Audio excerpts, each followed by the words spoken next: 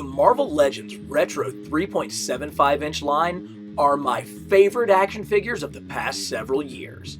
Let's take a look at the complete collection before it's too late.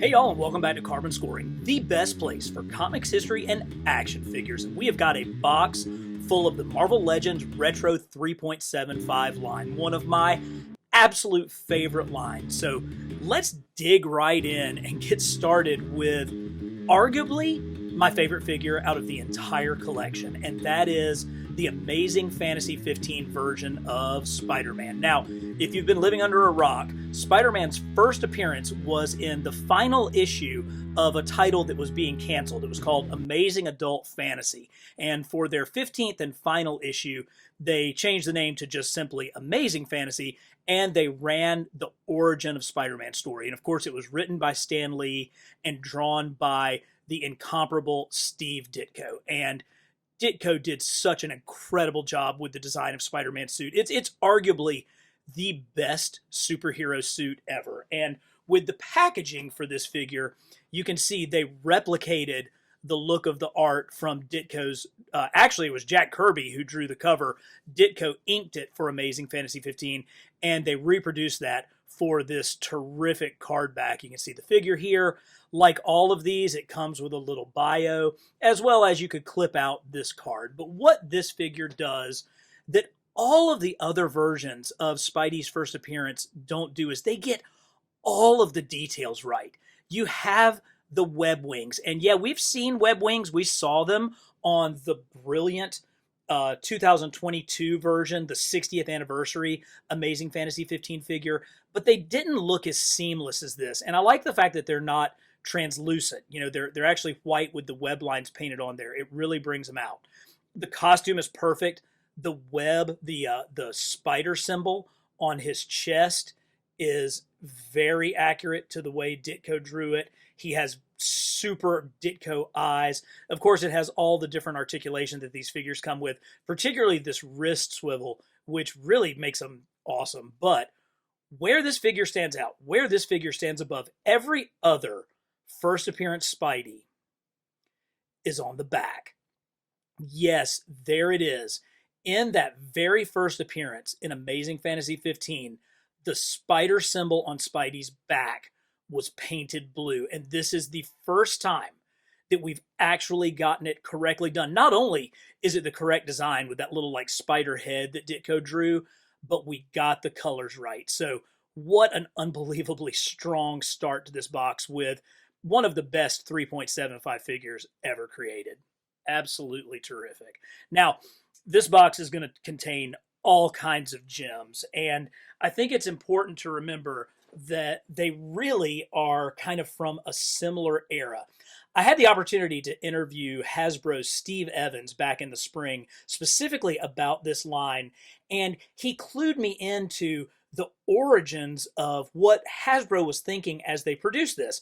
You know, he went back into the history of action figures, and what they realized was they wanted to make a line in this scale. They wanted to make a 375 scale, but they wanted to place it in time. They wanted to get that retro feel.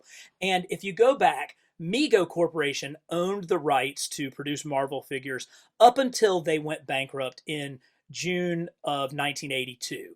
And then in 1984, Mattel picked up the license to produce Secret Wars figures. So there was a little window in there where nobody really had the license to produce Marvel superhero figures. And so Steve Evans and the team at Hasbro said, well, what would have happened had Kenner bought the license at that time and produced figures? And so they thought about this line as not only in the time frame of occurring kind of between 1982 and 1984, kind of right in that 1983 time frame, but also what would Kenner figures look like? They'd be a little bit stockier. They'd have relatively simple articulation. They would have the feel that this plastic has.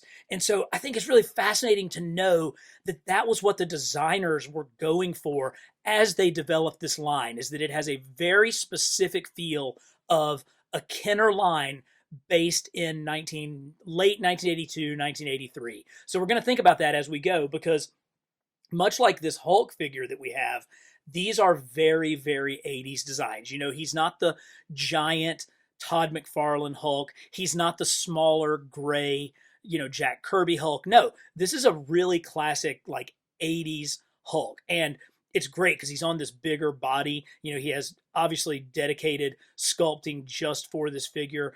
But as someone who didn't make it into the Marvel Superheroes Secret Wars line, it was great that they gave us a Hulk pretty much right off of the bat. Another team that didn't really appear much in the 80s as far as action figure form was the X-Men. And of course, here we have the weather goddess Storm. And there's so much paint detail on this figure.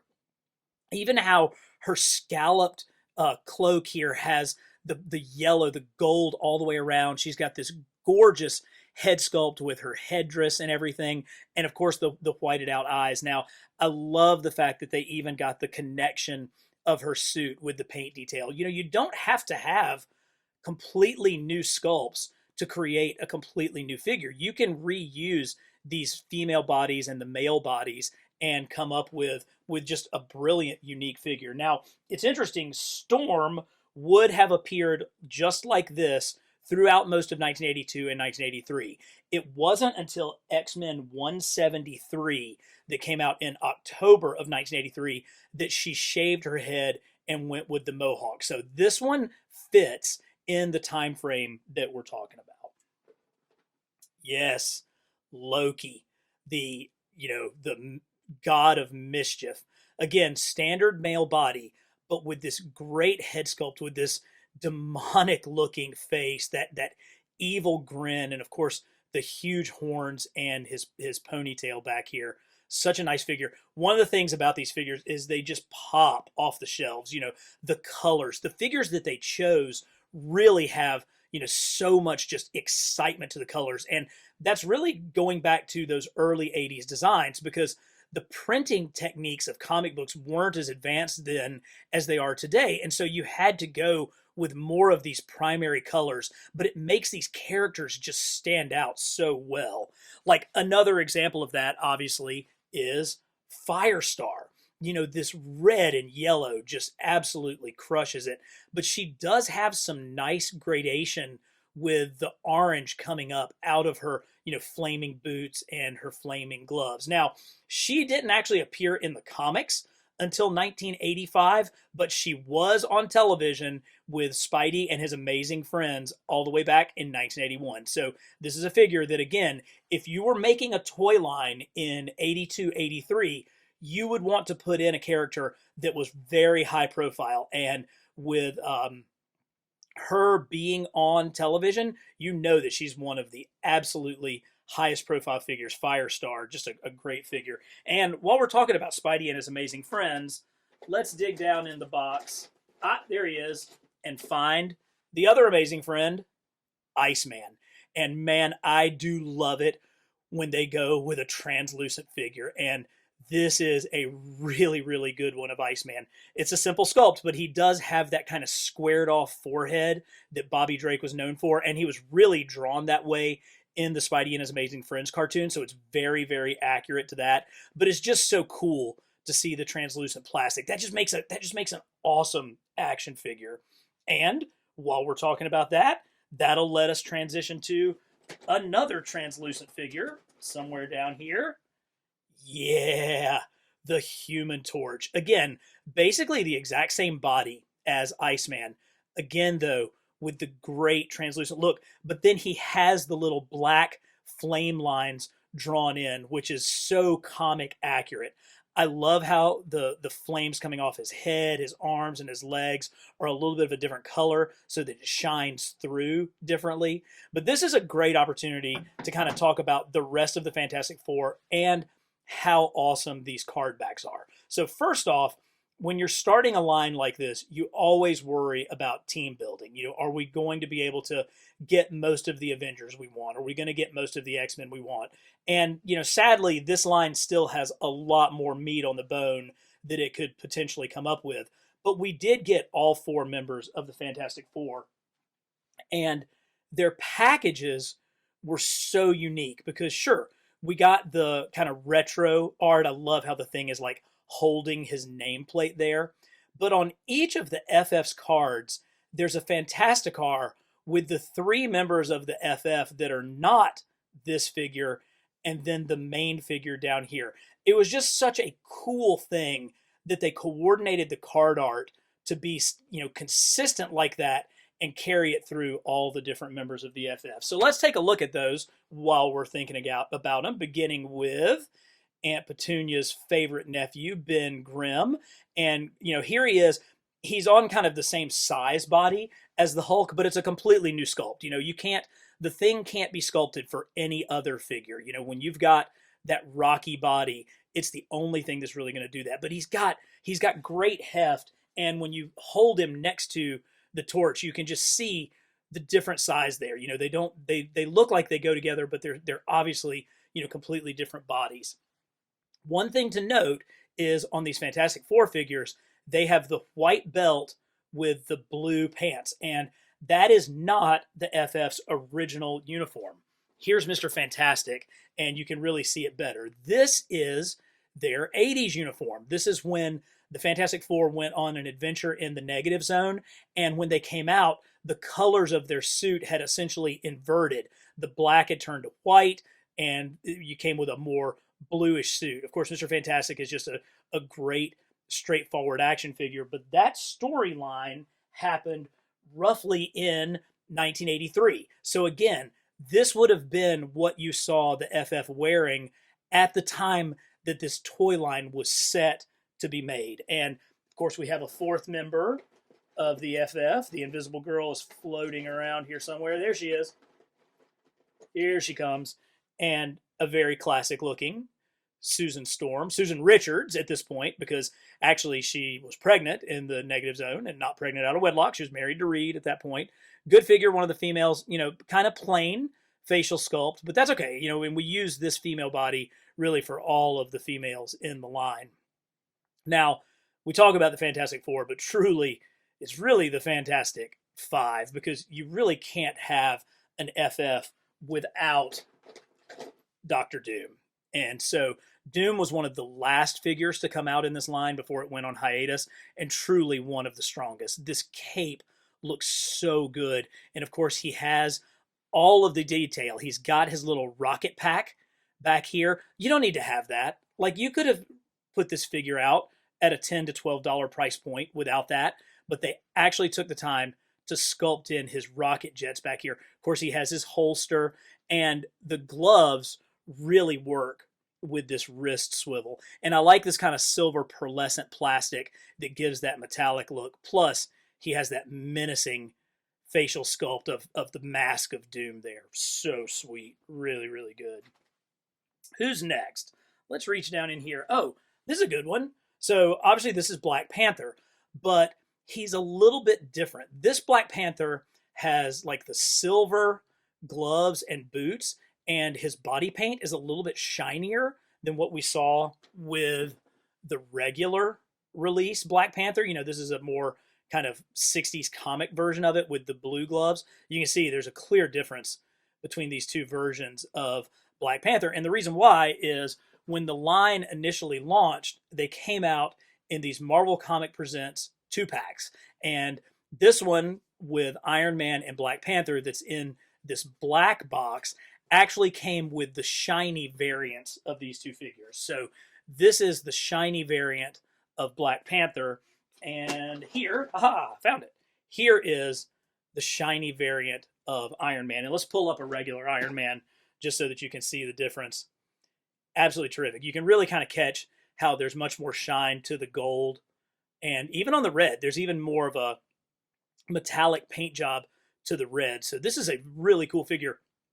I love the comic look of this Iron Man. And let me tell you, this is the 80s Iron Man. I mean, this is the Iron Man from when I was growing up. This is the Iron Man from Secret Wars.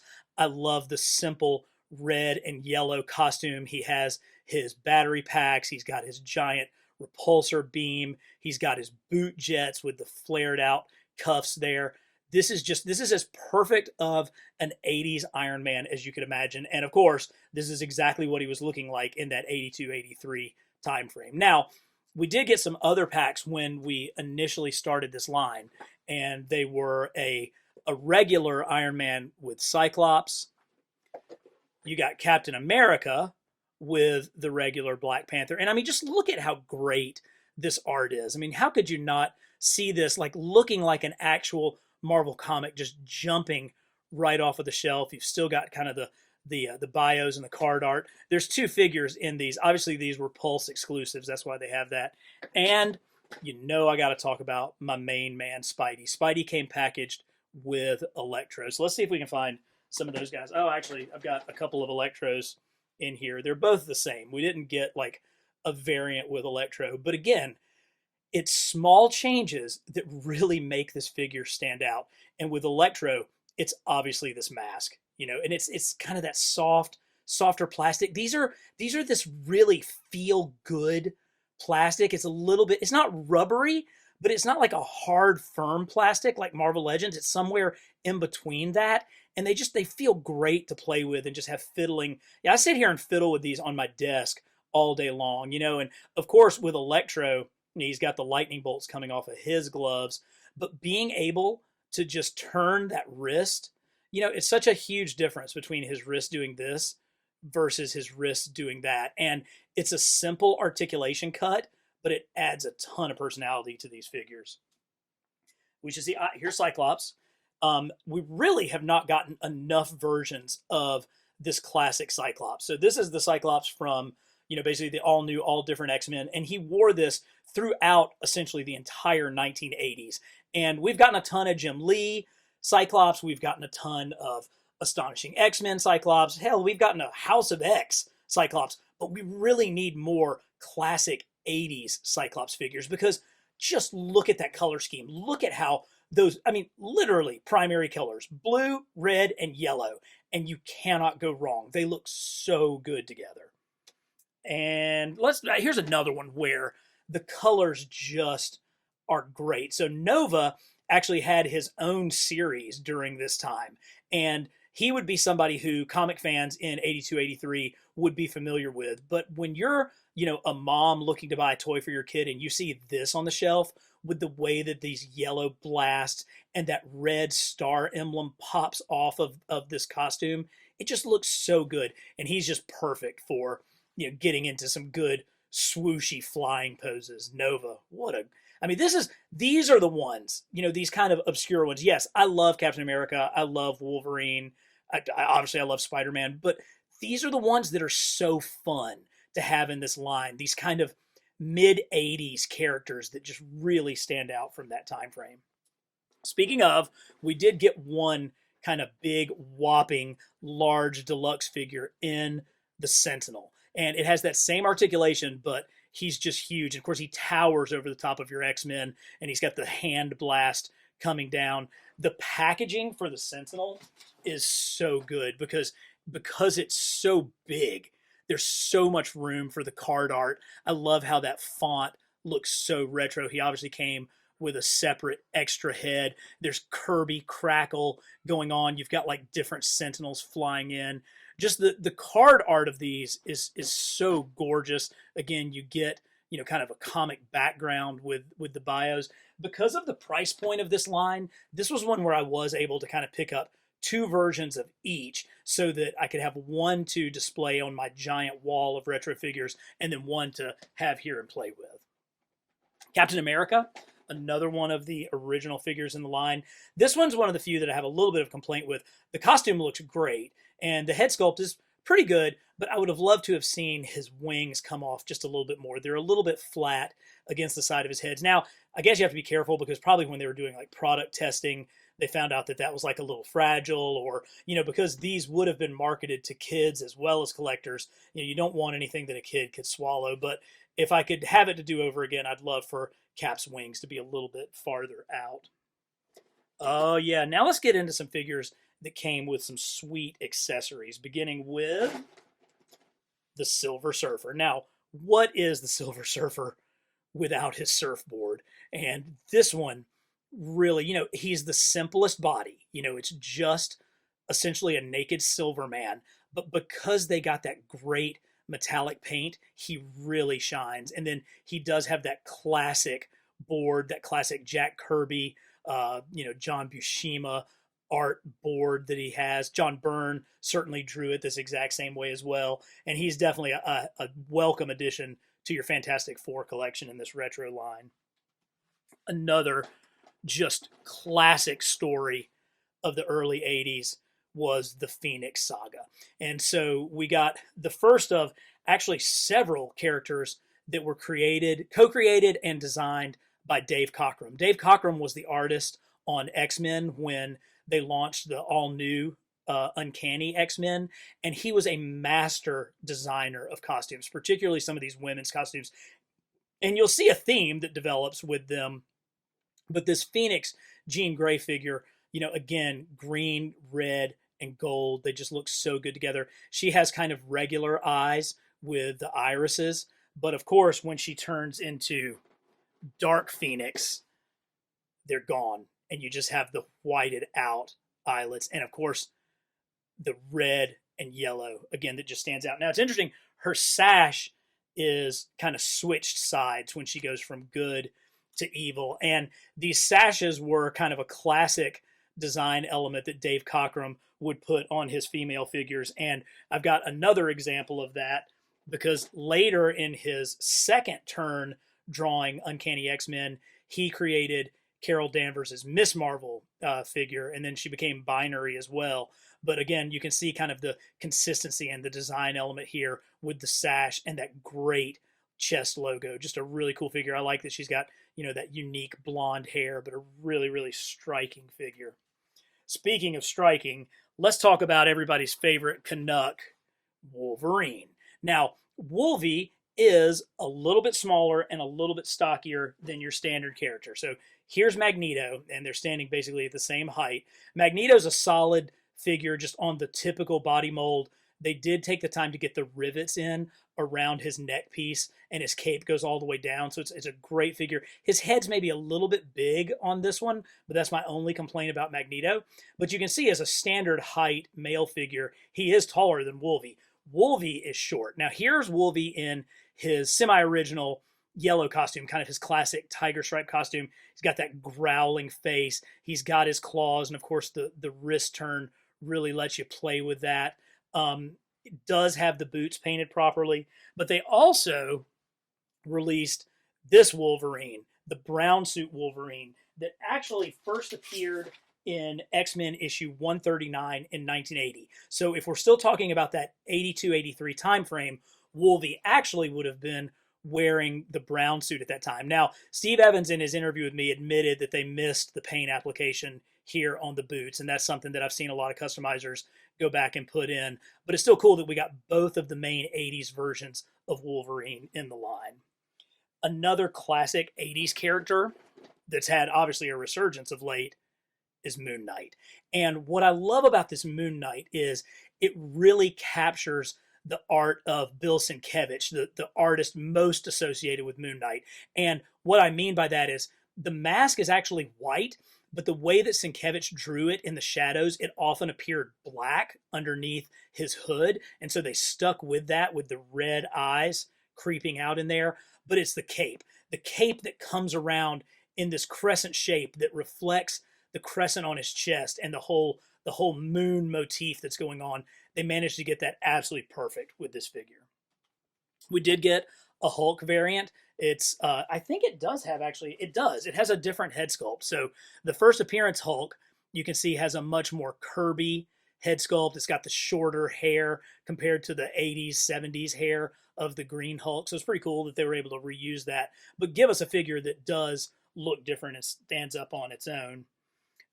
Let's talk about it. Let's talk about maybe the coolest figure. Maybe not my favorite, maybe not the best, but arguably the coolest, and it's Ghost Rider with his Hell Cycle. Just look how cute that is with a little flaming ghost head on there.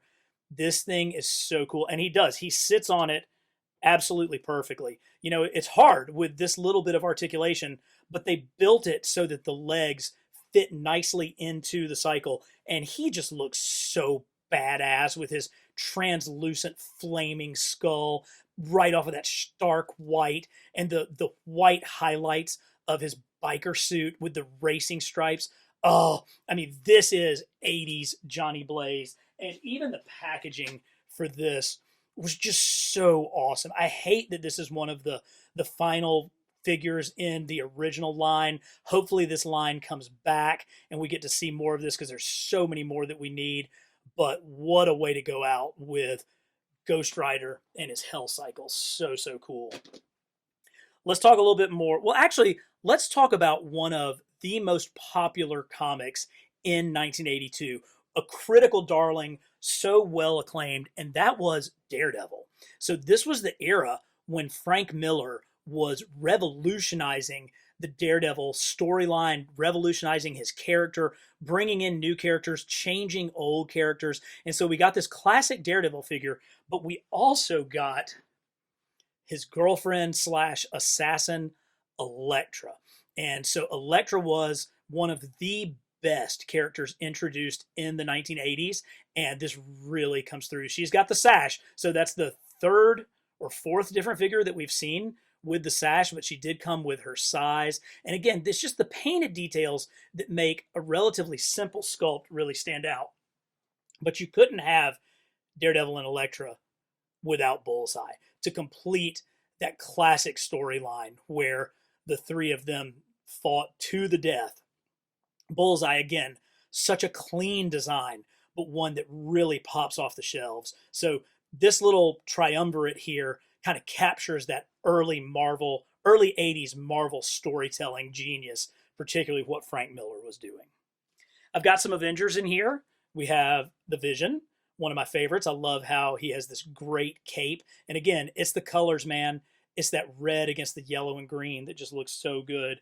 And always the Mighty Thor. Now, the Mighty Thor usually does get really great figures. He has that terrific Jack Kirby designed costume with such specific details, like with the shoulder, or excuse me, with the chest plates, with those great boots, with the wrap around them, of course, his golden locks. But this one really stands out because of the silver plating on his helmet, his winged helmet, and of course, Mjolnir. And Mjolnir's got some nice like rock stone texture to it, but this is one where you just can't skimp. You've got to go all out on Thor. And so Thor's going to cost more to make. So, and if you make a Thor, then you can kind of have an Ant-Man who just sort of has a new head, but otherwise is a recycled body. But you can also see that Thor is a bigger frame than Ant-Man, just as he obviously should be. So super cool.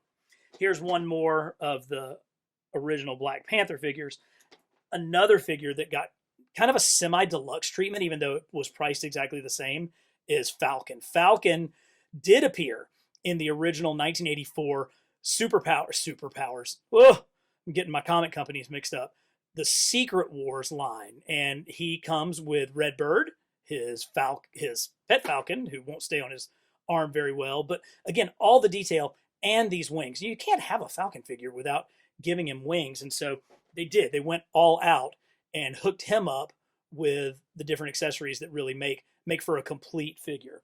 Same thing goes for Spidey's greatest enemy, the Green Goblin. Now, this is a terrific goblin. Look at how crazy that face and head is. And he comes not only with his satchel that carries all of his pumpkin bombs, but a little goblin glider that fits very nicely right onto his feet. Of course, his toes have that little upturn to them. Again, unique sculpting. But you got the goblin can scoot around and menace Spidey on his goblin glider. Now, there's a few more in here that fit the time frame and a couple that don't. Certainly Spider-Woman does. Spider-Woman had her own title in the 80s, and look at how cool she is. I love how for the web wings on her, this time they went with translucent plastic, but it's that hair. It's that swooping hair. And of course, the way the yellow and the red, go against each other just makes this such a good looking figure.